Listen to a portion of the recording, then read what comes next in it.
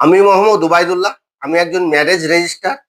আমার সমস্ত দর্শক বিন্দুদের আমার অন্তরের অন্তঃস্থল থেকে স্বাগতম জানাই এবং ধন্যবাদ নিবেদন করি।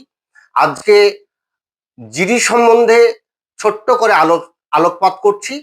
মানুষ থানায় যায়, বিভিন্ন সমস্যা নিয়ে এফআইআর করতে চায়, জিডি করতে চাই। অ্যাকচুয়ালি এফআইআর আর জিডি একটু অনেকটাই আলাদা বিষয়।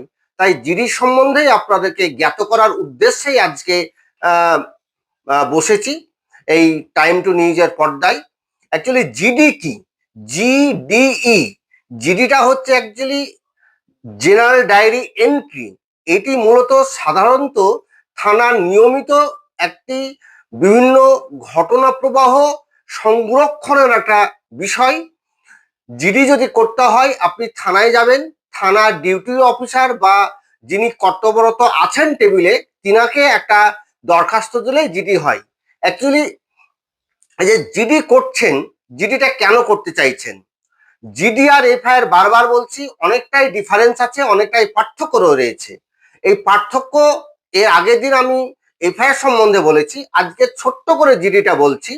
জিডিটা আপনি সম্ভবত মানে কোনো ঘটনা ঘটবে, আশঙ্কা আছে, বা আপনার কিছু হারিয়ে গেছে, বা আপনার বাড়ির কাজের লোক না বলে কোথাও চলে গেছে, বা কেউ নিখোঁজ হয়ে গেছে, এই ধরনের বিষয়গুলো জিডি করবেন।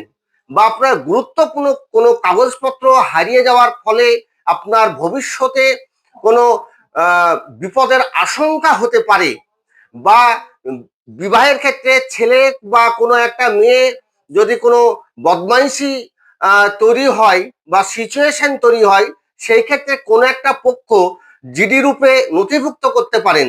অ্যাকচুয়ালি জিডি ভারতীয় আইনে পুলিশ অ্যাক্ট 44 নম্বর ধারা অনুযায়ী জিডি থানা নিতে বাধ্য। অ্যাকচুয়ালি জিডি হচ্ছে প্রশাসন বা পুলিশের নজরে এনে দিয়ে আবেদন করতে হয় সঠিক তদন্তের উদ্দেশ্যে। এই যে সঠিক তদন্ত করবেন, সেই তদন্তগুলো আমি একটুখানি ছোট্ট করে আলোকপাত করছি।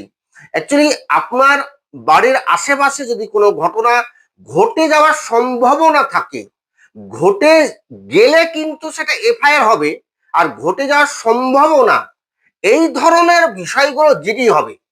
জিডি অ্যাকচুয়ালি থানার বিভিন্ন কাজকর্মের নিয়মিত একটা ডায়েরি হচ্ছে জিডি, জেনারেল ডায়েরি এন্ট্রি এটাকে বলা হয়।